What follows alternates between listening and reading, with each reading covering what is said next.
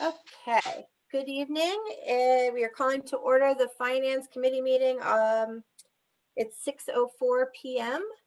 And I'd like to start by thanking everyone for working heroic hours to help us prepare for the reopening.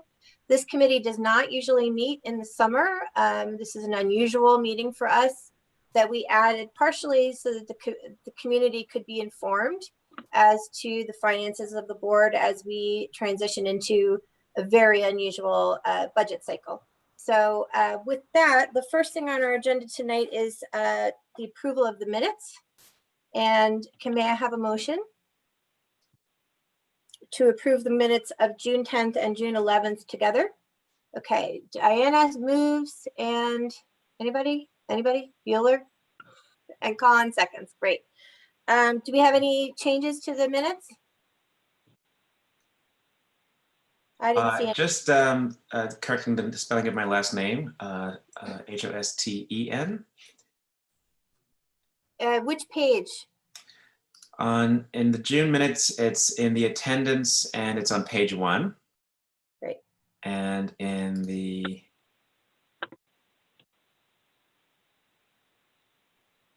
other minutes, it's correct.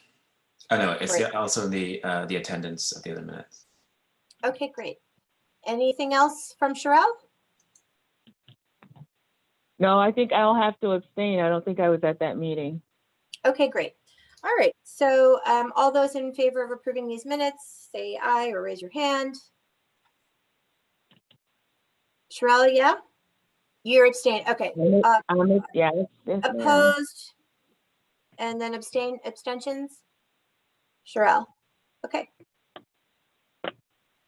Great. Sorry, I'm not as efficient. I think I've spent too many hours with a teenager today.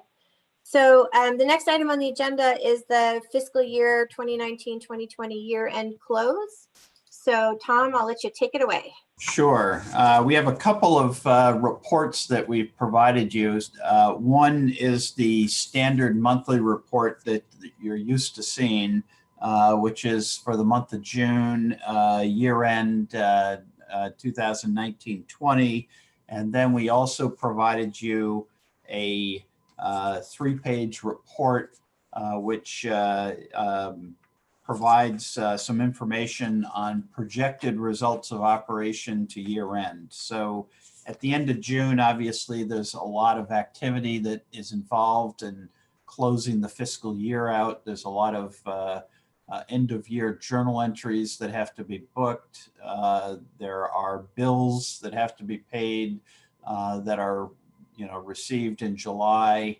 And there are accruals that have to be booked for any outstanding liabilities and other things. So there's a lot of activity that goes into closing the year. We have not yet rolled to what we refer to as period 13, but we're very close to doing that. We're hoping to do that either at the end of this week or the beginning of next week, because we do have to file a state mandated report with the state of Connecticut Department of Education by August 31st. So we are busy trying to get everything booked and everything finalized. But we have a pretty good handle at this point, certainly, on where we expect to land, or pretty close to where we're going to land. So just to hit some of the highlights in terms of the results of operation for last year, we did have some turnback in a number of accounts, and just to highlight some of the bigger areas where there was some turnback in the budget. In some of the wage accounts, there was some turnback. Some of that is not entirely unexpected because at the point we're putting the budget together, it really is 18 months prior to the end of the fiscal year. And so there are always assumptions that go into developing the budget about how many employees are going to retire in the next fiscal year. And then of those employees who retire, what are the replacement salaries going to be? Typically when somebody's at the end of their career, they're at the top of the salary scale, and they may get replaced, or usually get replaced, by somebody who's coming in much lower on the salary scale, but there's a lot of variability in there because it depends on, one, the number of people who are turning over and, the experience level of the new people coming in. And then in addition to retirements, you also have just turnover of staff that employees may choose to leave the district, and so that's also another variable. And then a third variable that comes into play here is we may have difficulty hiring for a position that's budgeted, in which case then that position would be filled by a long-term sub, which would be at a different and typically lower salary than might have been budgeted for the position. So there's a variety of reasons why there's going to be some variability here. For this year, there was also the additional impact of COVID, because after COVID-19 hit, we really didn't hire new staff members. New staff members coming in a distance remote learning environment for the spring would not have really been a wise use of resources. So there were some positions, some vacancies that didn't get filled, and some turnover that didn't get filled because of the fact that COVID was, what we were dealing with this spring.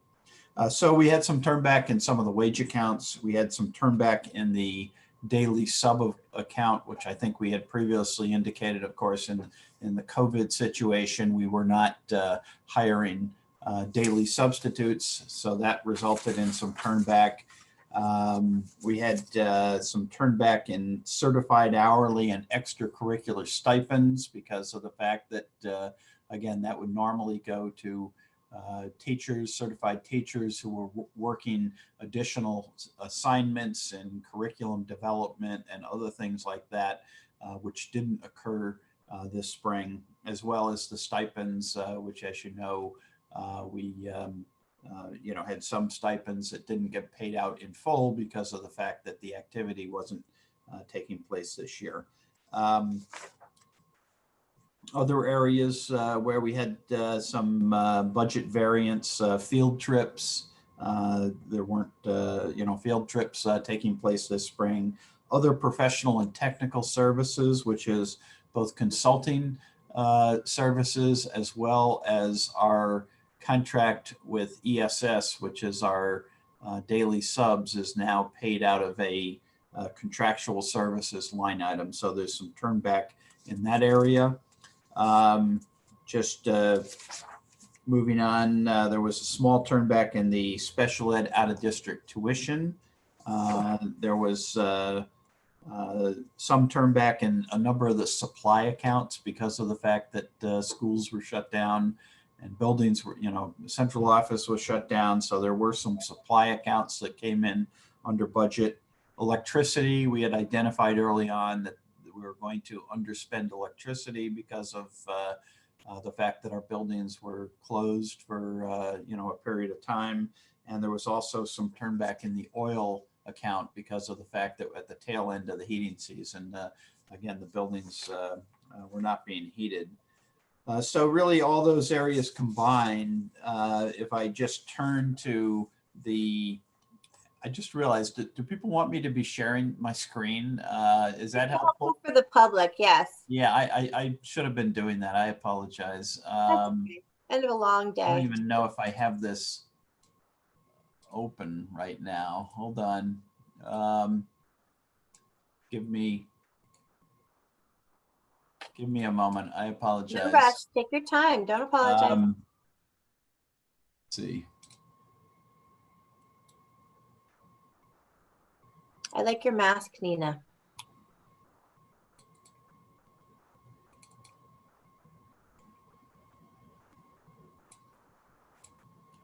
Okay, let's see. Okay, can you see that? Yes. Okay, so let me, I've just been talking about these financial reports here. I'm going to scroll on to the next one, which is where I was going next, which is these set of documents. And this information was all posted to the website. So certainly anyone watching also had the ability to get these documents themselves. So this is our projection. If I scroll to the last page, which I think is maybe the most important, this is our projection of where we are expecting to end the year. And this information, we were requested to meet with the Board of Estimate and Taxation at their August meeting. So we shared this information with the Board of Estimate and Taxation as well, and indicated we are intending to engage in a more regular dialogue with the board and probably the council on financial matters, just to keep them sort of up to date and apprised of what we're doing and where we are. So this was prepared as of August 3rd, and again, the numbers are moving a little bit, but they are still very much in line with the overall projection. And so what this is showing is that there was $194.97 million worth of expenses that have been booked as of August 3rd. We still had encumbrances on the books of 1.4 million, and there was a remaining balance of at the time of 5,783,000. And we were projecting and still are projecting that the total encumbrances that we'll be requesting to carry over to the new year will be approximately $1 million, and that the remaining 420 will be liquidated. At the time, we had a couple of retiree severances that were still needed to be paid. Those have since been paid. At the time, we had not made the contribution to the food services fund for the projected deficit in the food service fund. We've now made the payment to the food service fund. And at the time, we were projecting accrued liabilities and other outstanding bills estimated at 900,000. Right now, that with the bills that have been paid, that number is down to about 500,000. So our projected balance at the end of the year would be about 4,266,000, or about 2.1% of our total budget. So another way to look at this is to say that we're expecting to spend approximately 98% of the total district budget for the year that just ended. The next two items on the spreadsheet are the second item here, the 1.5 million, you are all familiar with, because when we finalized our budget for the 2021 year, we were making a projection that we were going to have a surplus of at least 1.5 million, and we would be requesting that the city allow those funds to be carried over into the new fiscal year. There's a state law, CGS 10-248A, that allows boards of education to request carryover of up to 2% of their original operating budget with approval from the fiscal authority for the city. The fiscal authority for the city is the Board of Estimate and Taxation. And so our budget that we reconciled and approved back in June was making an assumption that we were going to have at least 1.5 million, and that the board would request and the city would approve the carryover of that 1.5 million. Now, it's still premature to request a carryover because the books are not actually closed.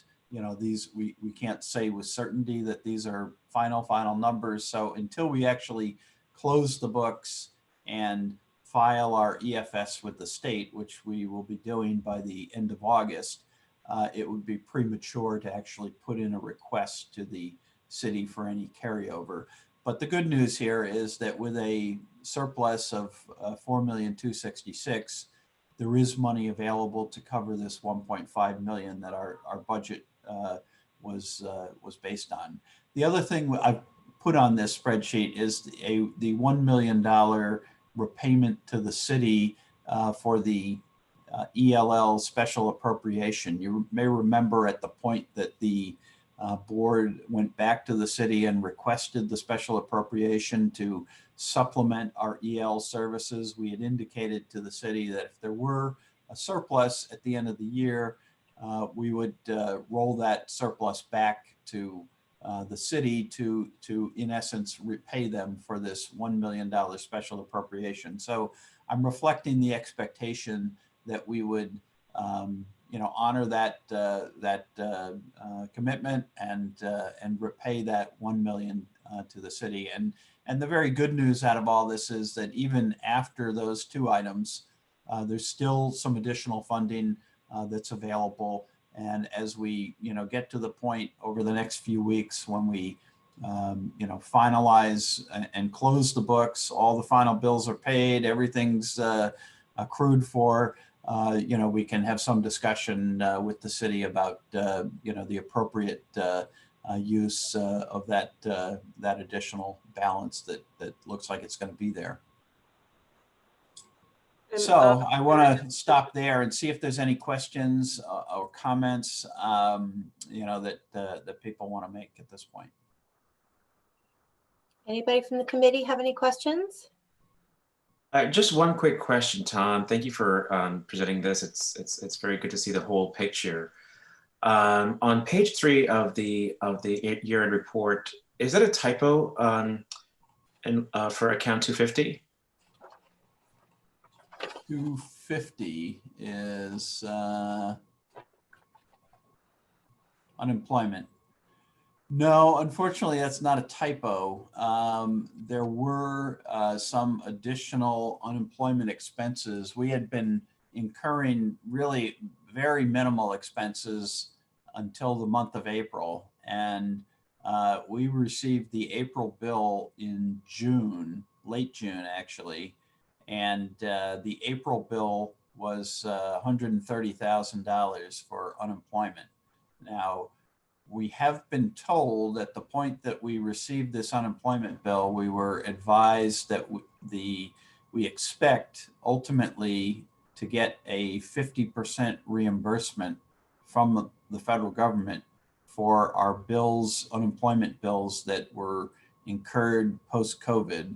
We have not seen that money yet. I don't know when it's going to come in. I haven't gotten any indication on when that's actually going to come. And if it comes before August 31st, we can book it here as a credit against the expenses. Otherwise, it would, probably roll into next fiscal year.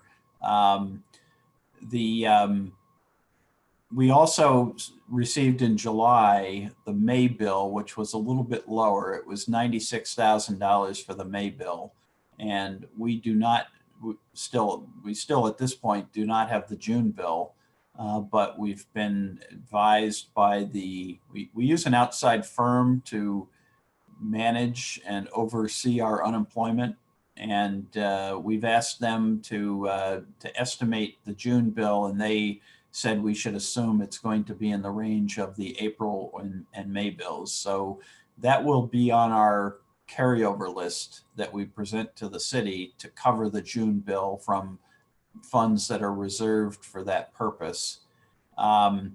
But this did catch us by surprise, and we are looking into try to understand exactly where this unemployment exposure is coming from and how it is, flowing through to us. We are a direct reimbursement employer. As a governmental employer, we don't pay a unemployment insurance premium like a private sector employer. We actually pay based on our employees or former employees who are, who collect unemployment. So if we have an employee who gets laid off and they collect unemployment, down the line, we will then get essentially billed for that by the state.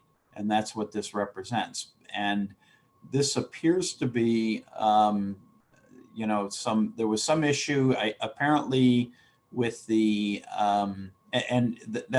state uses a look back period. So they look back over I think it's the previous 12 or 18 months. I'd have to check the exact look back period they use. But if you have an individual who was employed by multiple different organizations or multiple different employers, the state will then assign this liability back on a proportionate basis. So if you have somebody who worked for us, say in food services or even in substitute capacity, but then held another job, and then they got laid off from the other job, they may be eligible to collect unemployment even if they're still on our payroll.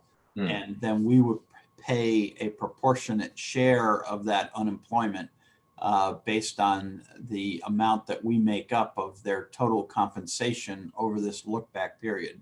So I think what's going on, and again, we just haven't had time to really dig into it to fully understand where the liability is coming from, but it looks like it's coming from people who may have had multiple jobs and multiple employers and were laid off from their private employers, because as a general rule, essentially, we didn't lay anyone off because that's why I was asking. The CARES Act and the governor's executive order said we had to keep everyone on payroll, and we did. So that's why it surprised me. I didn't see this coming. Some of it may also relate to the after the Bell employees who moved in, I think it was November or December. We moved those employees were moved over to the Carver, and I believe from talking, we did follow up and talk with Novelette with the Carver Center. And apparently there may have been a 1 month period. They did get funding through the CARES Act, or, they got emergency funding themselves that allowed them to bring people back. But I believe that may not have occurred until the beginning of May. So there may have been, or maybe it was sometime in mid-April, I'm not sure, but may have been a period of time when some of those employees were not receiving a paycheck, and so some of the exposure may relate to that. So in any event, we're still looking at this. We're expecting there's going to be a June bill that's going to be of a similar magnitude, and I'm hoping that as we move into the new school year, that this trails off and goes away, because up until this April bill hit, I think we had spent only about $10,000 in unemployment for the entire year. So it had been an area where I was projecting there was going to be a big turnback. In fact, you can even see we originally budgeted $204,000, and because we had spent so little money out of there for the first 9 months of the year, we had actually transferred money out of there, and then these big unemployment bills came in. So, okay. Context. Diana or Sherelle, did you have any questions? No, thanks. Okay. All right. No questions. Great. Okay. So I will let me just refer back to the agenda for a moment. I think we moved to update on the CARES Act. Yeah, I think that's the next item. So let me scroll to our next set of documentation. And so there's several different elements to the CARES Act to talk about. You may remember the total amount of money that we are anticipating is $2,084,000, and the application period for that has now opened with the state, and we are in the process of submitting that application. And one of the things the district had decided actually back in June was that we were going to be expanding the summer programs to try to address learning loss and regression, for students who had struggled during the period when schools were closed. And so we had indicated that we intended to use the ESSER money to help supplement the district's summer programs. What we've provided you and what I put up on the screen is the different elements of our summer programs. The total here is on the bottom, so I'll scroll down here. You can see the budget for the summer programs in total. We have pegged at $2.7 million, broken down into, there's some costs that we have as district-wide, and then we have the Summer Academy, which is the summer school program run by the curriculum office. We have the credit recovery program, which is for high school students. We have the ESY program, which is for special students in specialized learning. And then we have some supplemental ELL programs for our EL students as well. And so those are the 5 categories, if you will, the largest, of course, being the Summer Academy. And so that includes teachers, it includes paraprofessionals, it includes fringe benefit costs that go along with that, it includes transportation, it includes some security services and consulting services, and supplies and materials, as well as PPE and other expenses associated with opening the hybrid program we opened in the COVID environment that we're presently in. And the sources of revenue that we had identified to support the program, there's multiple different sources of revenue. There's multiple different grants. We also have a significant amount of money in the local budget to support a number of these programs. And then we had identified the need to tap into the ESSER grant to the tune of $529,000 to balance the budget for all the programs combined.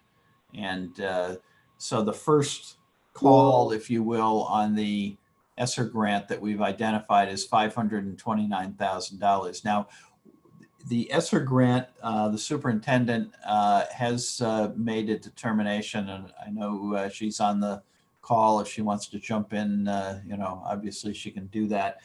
But the ESSER grant provided, or the state provided, a couple of different options in terms of how to make use of the ESSER grant funding.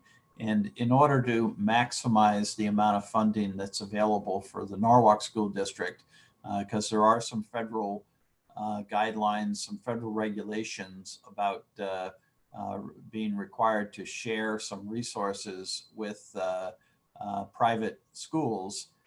So in order to maximize the resources that are available to the Norwalk School District, we have made a determination to use the ESSER funding essentially just for our Title I schools, because that is the way to reduce the amount that would otherwise have to go to private schools. So the $529,000 that you see here would be used exclusively for the expenses associated with the existing Title I schools. I believe there's 8 Title I schools, if I remember correctly. And certainly, many of the students at those schools participate in these summer programs. So that should be, perfectly acceptable to simply call out the expenses related to those Title I schools and apply it against the $521,000. It does mean going forward, we would also, for the remaining balance of the use of the ESSER grant, we would be limited to using those funds for the Title I schools. So that then brings me to sort of the second use of the ESSER grant that has already essentially happened. and that is with respect to the technology that the city approved appropriations. I believe I don't have a spreadsheet in front of me, but I believe it was about 1.4 or 1.5 million dollar special capital appropriation that was approved for the Chromebooks and the teacher laptops that were needed to move the district to a one-to-one environment. You probably all remember that discussion with the with the city back earlier this spring, and the city did come forward with a very significant appropriation for that necessary technology. And our Ralph Valancisi has since determined that of that amount that was spent or appropriated by the city from that special capital appropriation, that $760,000 of it was for equipment at Title I schools. So we would reimburse the city for that, for the $760,000 worth of expenses that were incurred at Title I schools for the ESSER or from the ESSER grant. And so that would be the second call, if you will, on the use of those funds. And that technology has already been procured, it's been deployed, and the expense has been incurred. So as soon as the grant application with the state is finalized and the state approves it, then we can process that reimbursement to the city. So again, with a total of $2,080,000 available, we take away the $521,000 for the summer programs, we take away the $760,000 for technology, and that leaves a remaining balance of $790,000.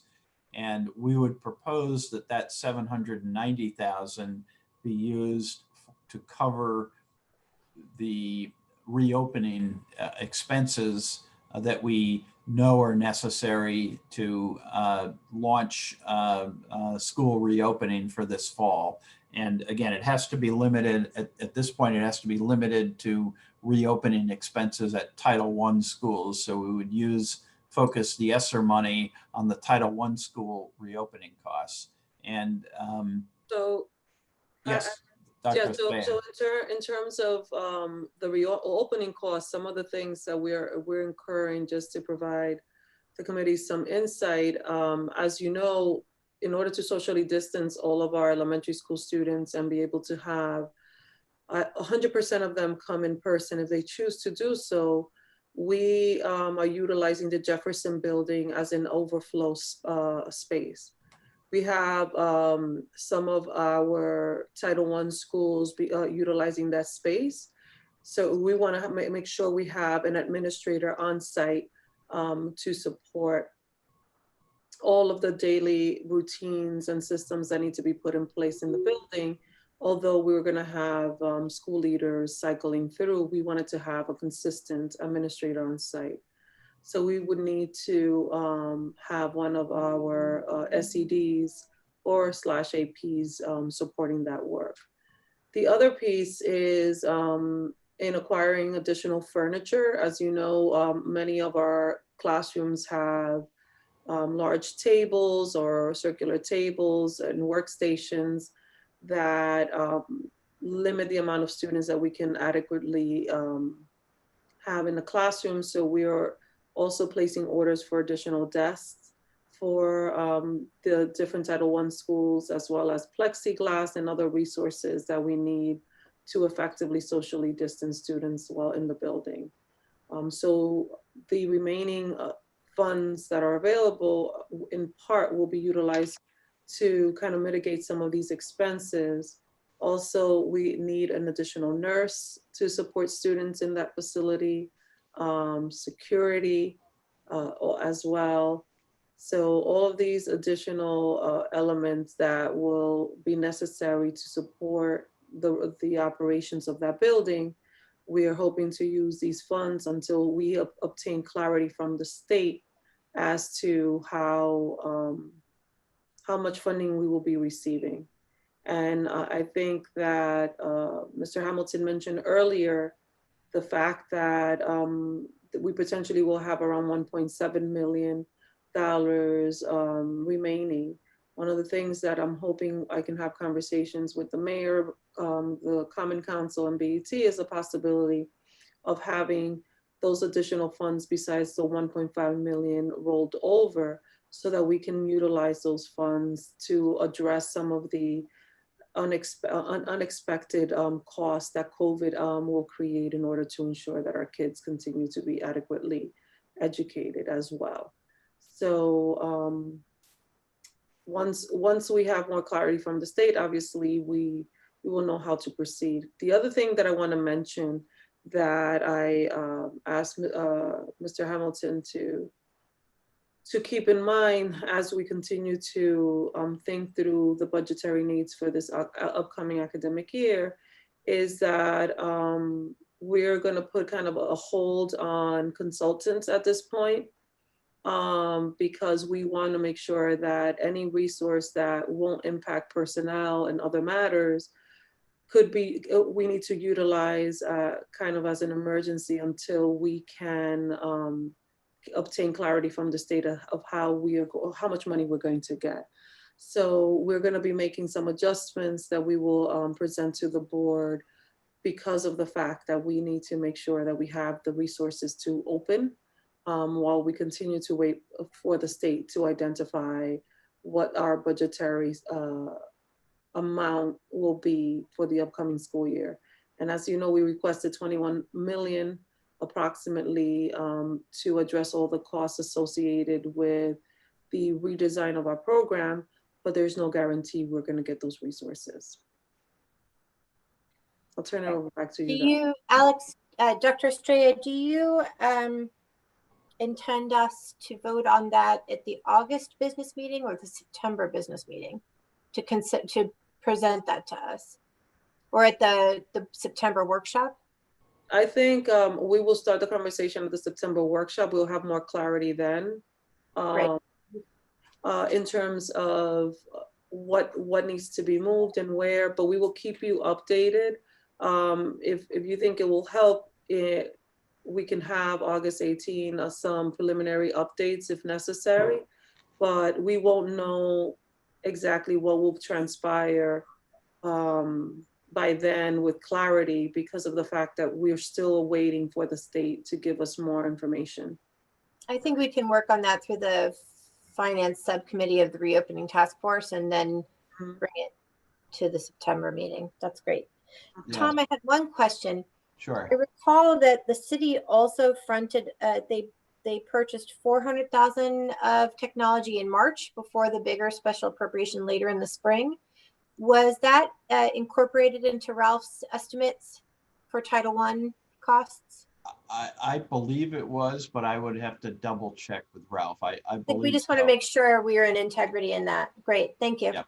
I will check with Ralph, but I believe it was. I just wanted to add a little bit, to what Dr. Estrella said, and what's up now is the information we filed with the state. This was the second iteration. The first iteration was slightly higher. I think it was 21.6, and they asked for an updated number based on the updated guidance that had been put out by the State Department of Education, which when they indicated it was no longer mandatory that all students come back or have the option to come back 5 days per week. So that did modify the numbers a little bit. I think the broader point I want to make is that these numbers are still very much a subject to update and revision, and essentially every day we get some new information that may move these numbers higher or lower depending on the circumstance, so that for instance, at the point this was put together back on August 8th or August 3rd, we had not yet made a determination that we were going to be using the overflow space at Jefferson. So there's some additional expenses related to Jefferson that we at this point don't have in here. But on the other hand, we're still working with the schools. And one of the big numbers here is this $9,563,000. which is largely driven by the need for more paras and to cover some of the additional space to maintain social distancing. And the principals are working with the central office, Dr. Costanzo and Sandra Feos and others, and are finding some creative ways to help provide coverage. And so, we may not need the full amount there, but there may be other things that we need. So we're, anxiously awaiting to see what, we know that the state has indicated, the governor has indicated that the state is going to make available $166 million to school districts to help cover reopening costs. The situation in Washington, I guess, is essentially, fallen apart to some degree, but there's some possibility that, at some point there could be a bill that comes out of Washington. Nothing looks imminent, certainly, but the 166 million from the state, what we don't know is how much is being allocated for Norwalk. Is it based on, is it the 20 million that we have requested, or is it going to be something lower than that? So, we'll have to see where that lands, and then we just continue to, refine this. Our general strategy is some of these items are items that we need to move on immediately, and in fact have already moved on. For instance, today we issued a purchase order for partitions after getting confirmation of which schools are going to be moving some classrooms, student space into cafeterias and libraries that, so we're going to need some partitions to designate classroom areas. So we put in an order for those partitions today, and that was built into these numbers. So those are items that we're going to have to go forward with essentially immediately, because there's lead times on these items and they're needed. Some of the other items, like the student support staffing, this 3 million down here is a proposal from our Director of Specialized Learning for the needs in the area of providing necessary counseling and social and emotional support services to students. And those are certainly very important, valid, and necessary services. But our position right now is we're kind of waiting to see where where the funding is, and if the state comes through with sufficient funding to proceed with that, then we would do so. Or if we find, between other sources of funding that we can cover it, then we go forward with that. But it doesn't have quite the same urgency that, say, making sure that we've got the necessary PPE in place it does. So we're trying to categorize these things into different, sense of urgency. What's most urgent? What can wait until we've got more clarity on the funding that's available? So. Okay. Thank you. Does anyone have any questions?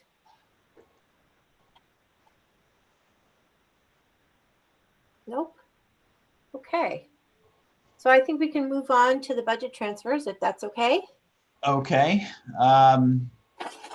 I think, yeah, those are up here. And I don't know, Kristen, are you still on this call? I don't know if you want to jump in on any of these. I think, we've tried to provide a little more explanation. The first one is at Naramac, and it is to convert what had been a math specialist to 2 math interventionist positions. And I believe, is this related to the COVID coverage, Kristen? Right. So a lot of people are looking at their staff rosters and trying to do budget transfers and be proactive and really prioritize their staffing in light of COVID, with the new reopening operations plan. So that is related to that.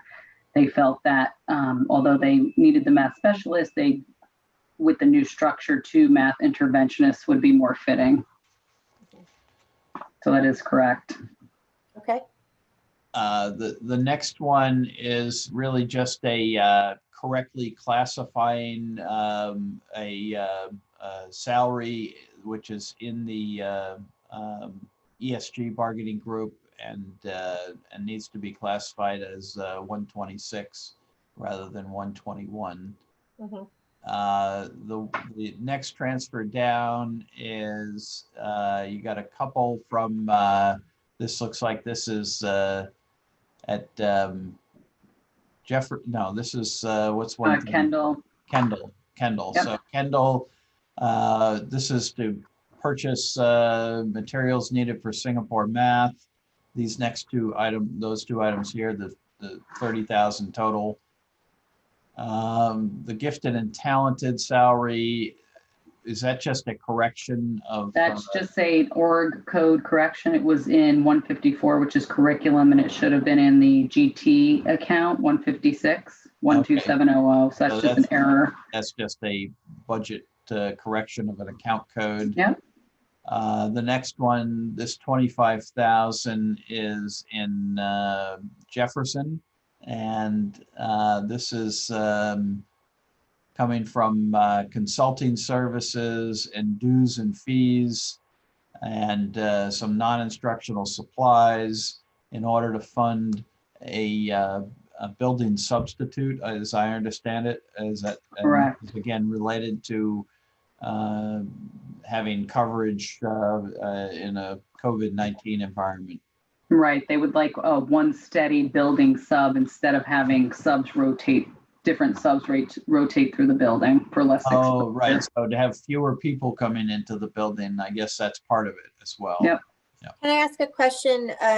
So when you have a full-time building sub like that, do they receive benefits and so forth? The building sub, I don't believe they do because it's outsourced through ESS. Got it. If you have a long-term sub, which is employed through Norwalk Public Schools, then they do receive benefits and they were paid a different rate. Okay, I just wasn't sure I think EFS does provide benefits to their employees, once they reach certain thresholds, if I remember the contract, but it's not our benefit expense, I think. Right, that's a good clarification. Understood. The next, these are also Jefferson as well. And Kristen, you want to help me here? It looks like 18,000. Sure, they converted, they had paraprofessionals on their roster for 19 and a half hours, and they wanted to increase them to 27 and a half hours. So they added funding to the aid lines, thinking that was more appropriate. The paraprofessionals can help within the building with the new structure. And the last one, it looks like they are asking for this year, I guess they had a vacancy of a library aide, and rather than filling the library aide, they're asking to make it an instructional aide again. And that's right, because of COVID. And I believe some of the library spaces aren't going to be utilized in the same format. Right. Okay. That makes sense. Okay, so Tom, do you want the committee to vote this through to the board to be voted on August 18th, or will you include this in the end of year cleanup that comes before us at the end of September? I would send this forward because these are actually new year transfers. So okay, great. Cleanup will just be all old year transfers. Just double checking because we don't normally have a meeting in August, so I didn't know. Okay, right. So may I have a motion to approve these transfers and then we can discuss? So moved. Okay, I've got Colin moved, Sherelle seconded. Excellent. Is there any discussion of the transfers? Okay, hearing. Looks pretty straightforward. Go ahead. No, I just said it looks pretty straightforward. It does. Colin, did you have something? That's exactly what I was saying. Sorry. Excellent. Excellent. So all those in favor of approving these budget transfers, say aye or raise your hand. Aye. Aye. Aye. Okay, Aye. That is unanimous. Thank you, everybody. Okay, Tom, great work. We received no public comments via email. Is there anything happening in the host? Any comments or anything? Anybody popped on? Nope. We're good? You don't say anything, Roland, right? Okay, great. Does anyone want to say anything to wrap up before we adjourn? I'm good unless other members have anything else. I would just echo Barbara's thank you and appreciation for the incredible work being done. This is so challenging, and I'm very proud of NPS and everything we've done so far. So thank you. Hear, hear. Thank you. Dr. Estrella, you have anything to add? You're good. Okay. I'm good. I just wanted to remind people of tomorrow's town hall that will be taking place. We have a number of town halls. We split up elementary and then we have middle and secondary. So I'm hoping that we have as many parents as possible. We also have an all Spanish session as well. And the English sessions are going to be translated in Haitian Creole simultaneously as well. So we're hoping to see as many families as possible, those of you who are watching. That's so wonderful. And I will say that I've heard from so many members of the community in the last week saying that the level of communication has really helped them grapple with these difficult decisions that we're all making for our families. And so I really appreciate the work of all the staff to make sure that we're being as transparent as possible. Tom, Kristen, and Nina, especially, thank you so, so much for everything that you're doing to keep the ship afloat and funded. And we'll get this federal piece worked out. We'll figure out how to get there. Hopefully, or we'll vote it out, whatever. We'll figure it out. We'll figure it out. Yep. Okay, guys, thank you so much. Motion to adjourn? So moved. Okay, Colin, seconded by Diana. All right, everybody have a lovely summer evening, and we'll see you again soon. Good night, Have a good everybody. night. Thank Good night. you. Good night. Thank you. Bye.